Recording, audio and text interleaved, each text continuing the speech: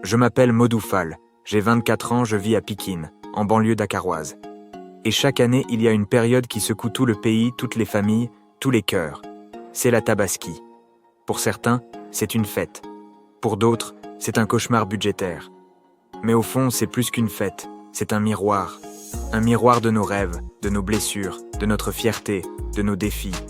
La Tabaski au Sénégal, c'est une histoire de moutons, oui, mais aussi de dettes, de dignité, de robes sur mesure, de grillades, de sacrifices. Et parfois, de sacrifices humains, pas dans le sang, non, mais dans les larmes, les frustrations, les pressions sociales qu'on cache derrière le sourire d'un boubou repassé. Aujourd'hui, je vais vous raconter ce que veut dire, vraiment, vivre la Tabaski, quand on est sénégalais.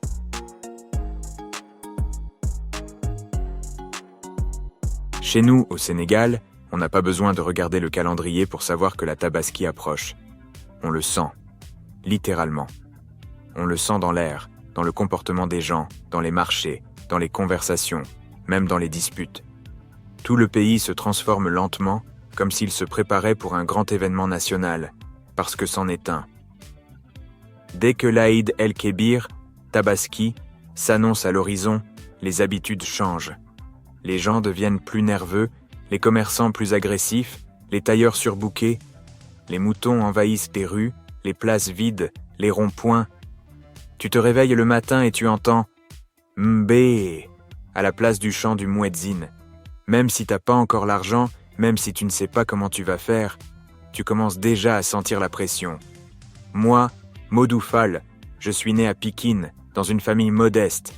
Mon père est à la retraite, ma mère vend du bissap. Chaque année, c'est la même chose. On parle de Tabaski avec espoir et avec peur, parce qu'on sait ce que ça coûte. On sait que dans ce pays, manquer la Tabaski, c'est un peu comme manquer sa dignité. Je te jure, au Sénégal, Tabaski, c'est pas juste une fête religieuse. C'est un test de virilité pour les hommes, un podium pour les femmes, un diplôme de respect pour les pères. C'est un mélange de religion, de théâtre social, de sacrifice et de surendettement. Quand Tabaski approche, on voit les daronnes commencer à économiser chaque pièce. Les jeunes filles commandent leurs robes 3 semaines à l'avance, parfois sans savoir comment elles vont les payer. Les enfants ne parlent que de leurs futures chaussures. Et nous, les jeunes gars du quartier, on commence à calculer combien il nous faut pour acheter le mouton, les habits, la viande, le charbon, le transport, les dons. Parce que même si t'as rien, le regard des autres est là. Et il est lourd. Je me souviens d'un jour, j'avais 17 ans. Mon père n'avait pas pu acheter un mouton. On avait fait croire aux voisins qu'il était en route, comme beaucoup le font. Ce jour-là, j'ai vu dans les yeux de mon père une douleur que je n'oublierai jamais. Ce n'était pas la honte d'être pauvre. C'était la douleur d'avoir l'impression d'échouer aux yeux de ses enfants, de ses voisins. Tabaski, c'est ça aussi. Et pourtant, on l'aime cette fête. Parce qu'elle nous rassemble, parce qu'elle sent la viande grillée, parce qu'elle fait briller les yeux des enfants, parce que malgré la pression, elle reste un moment sacré. Mais il faut dire les choses. La Tabaski au Sénégal, c'est une course. Une course contre le temps, contre l'argent, contre le regard social. Chez nous, au Sénégal, on ne dit pas Tabaski sans dire mouton. C'est automatique. C'est comme une équation. Pas de mouton, pas de fête. Mais qui a décidé ça ? Qui a décrété que notre bonheur, notre honneur, notre valeur même dépendait de la présence d'un bélier attaché à une corde dans notre cour ? Peut-être la société, peut-être la tradition. Mais le mouton, ici, ce n'est pas qu'un animal. C'est un totem. Je ne vais pas mentir. Moi aussi, quand j'étais petit, je rêvais de courir dans la cour avec mon mouton, de lui donner un prénom rigolo, de le laver avant le sacrifice. Chaque enfant sénégalais a ce souvenir. On s'attache à ces bêtes.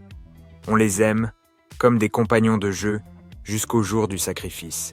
Et là, on pleure parfois, mais on comprend. C'est la religion. C'est l'histoire d'Ibrahim.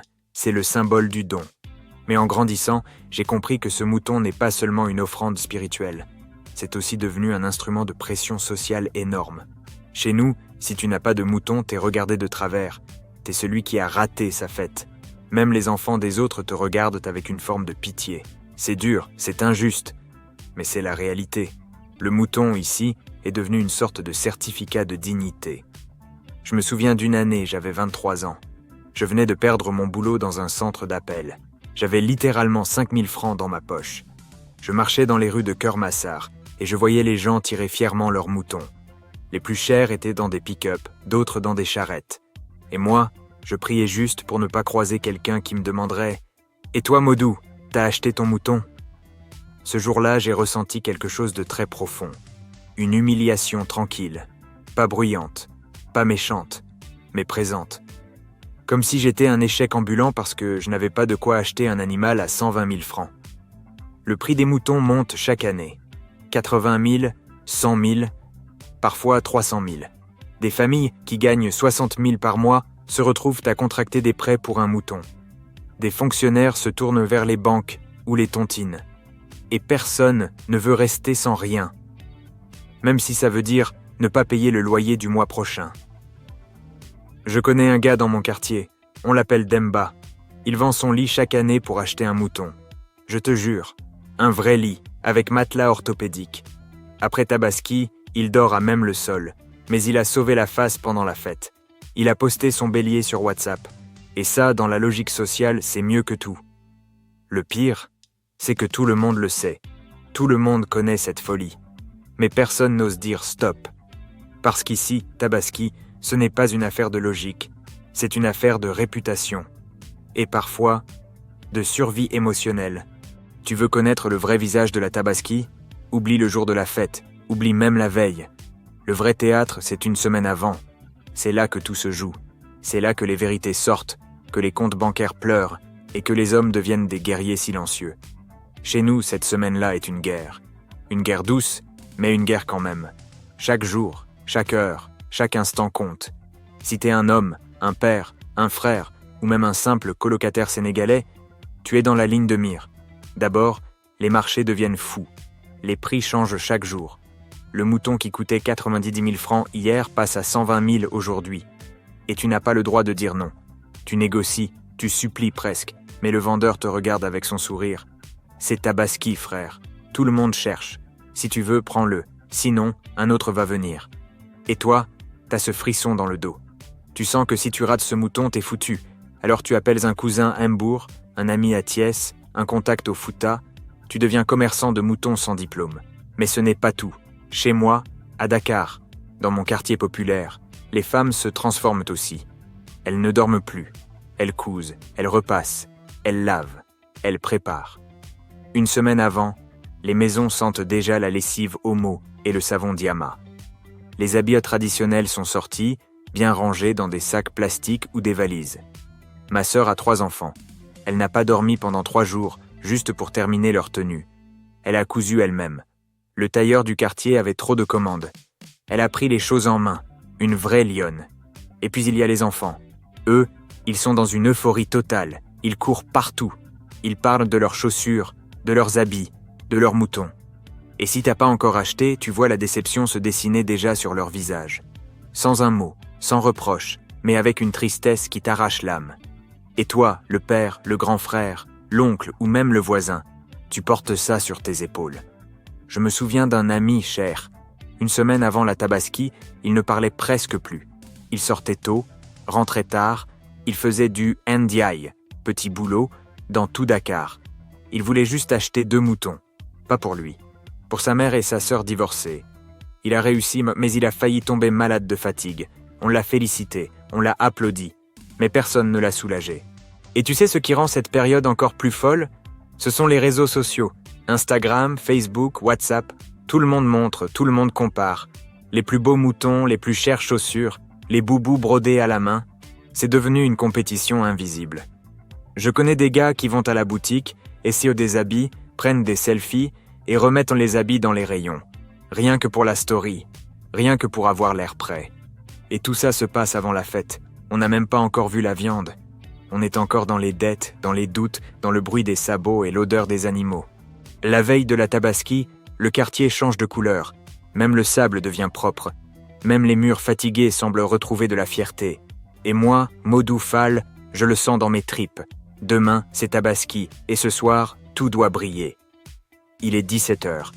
Le soleil tape encore, mais personne ne pense à se reposer.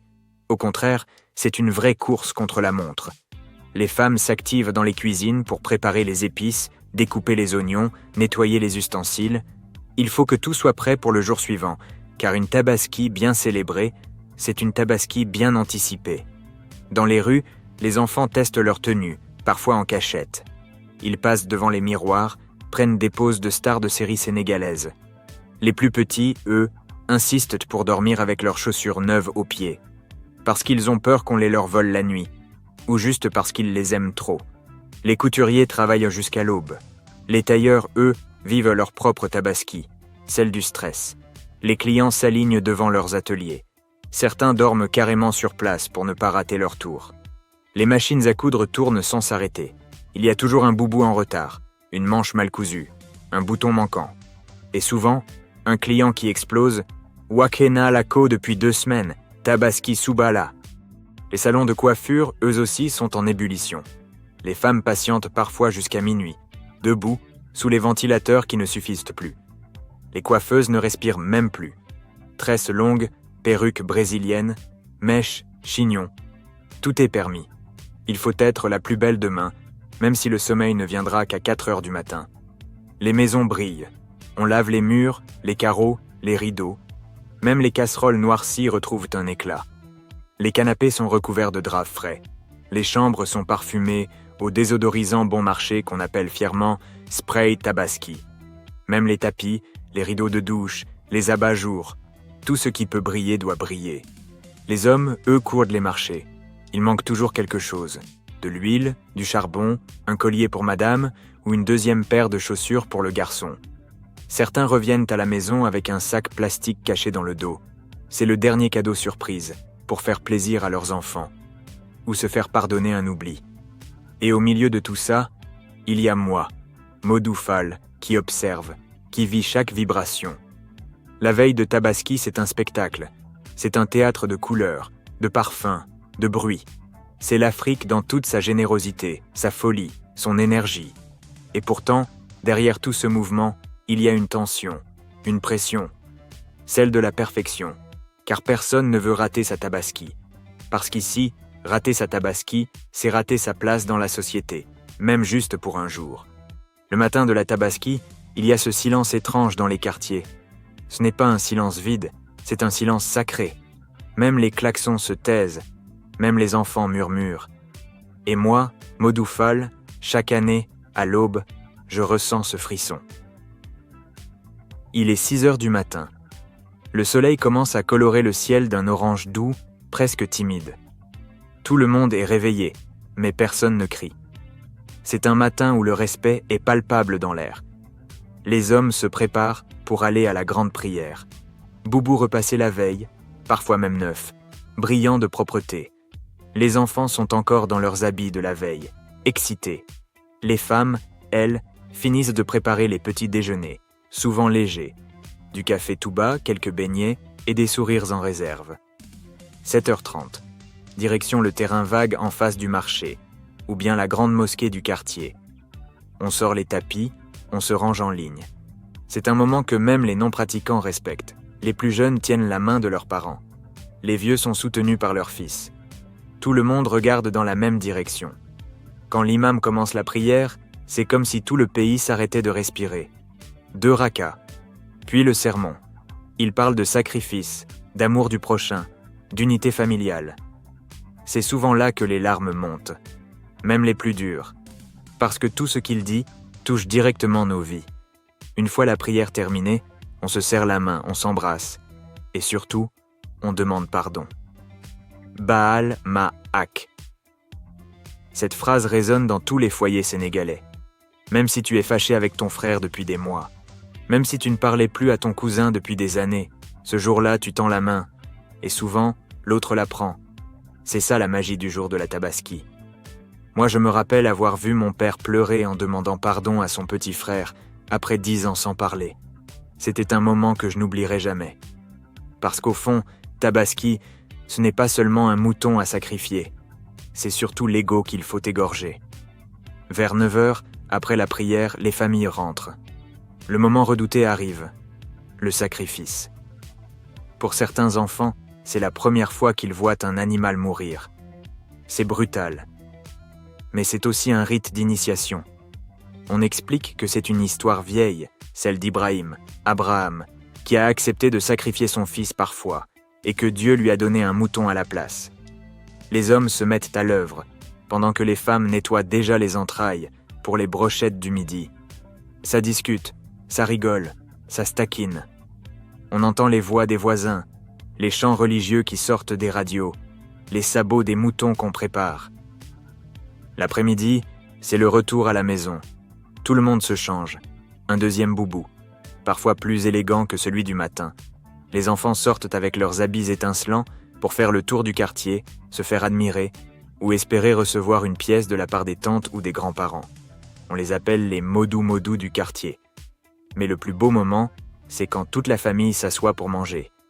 3, 4, 5 générations autour d'un même plat. Le grand-père raconte une histoire. La grand-mère distribue les morceaux de viande. Les jeunes prennent des selfies. Et tout le monde rit. C'est ce jour-là qu'on se rend compte à quel point la tabaski est précieuse. Ce n'est pas juste une fête. C'est un rappel de ce que nous sommes.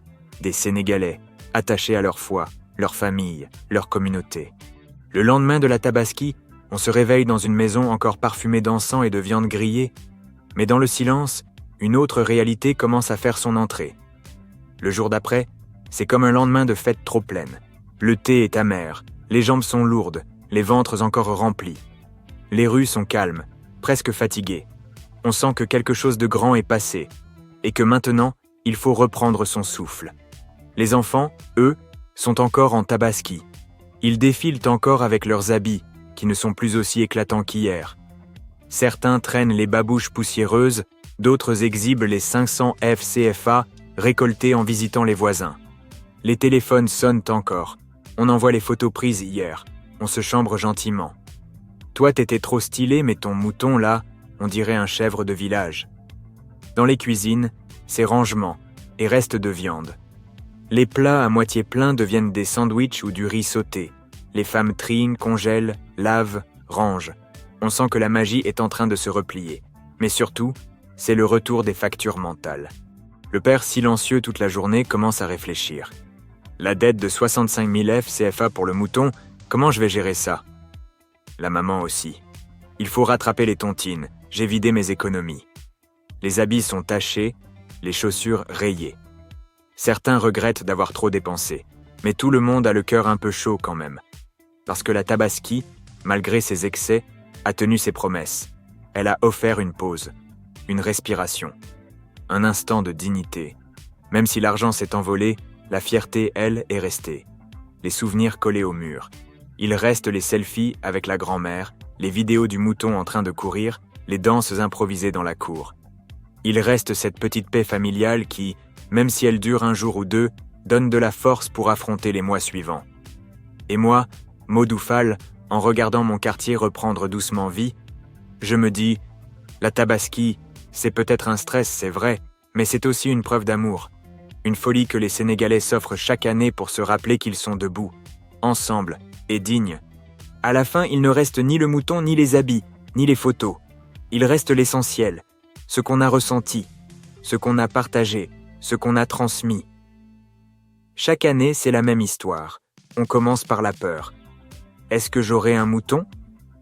Est-ce que j'aurai une belle robe, une belle chemise? Est-ce que je vais décevoir mes enfants? Mais chaque année aussi, on se rend compte d'une chose. On y arrive.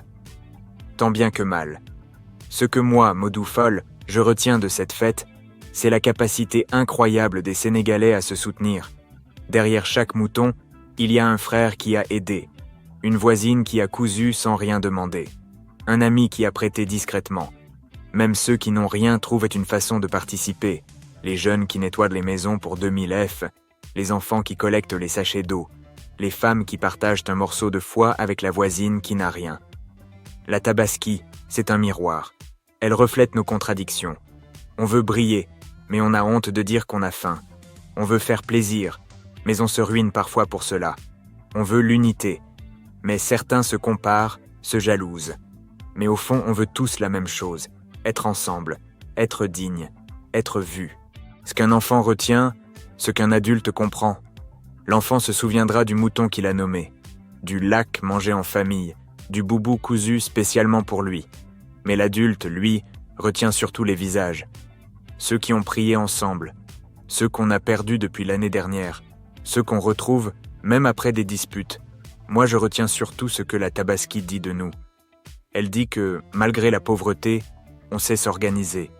Elle dit que, malgré les tensions, on sait se pardonner. Elle dit que malgré les différences, on veut toujours se réunir. Et chaque année, elle me rappelle que même si je suis fatigué, même si je suis fauché, même si je suis perdu parfois, je viens d'un peuple qui ne baisse jamais les bras. Merci à toi qui as écouté cette histoire.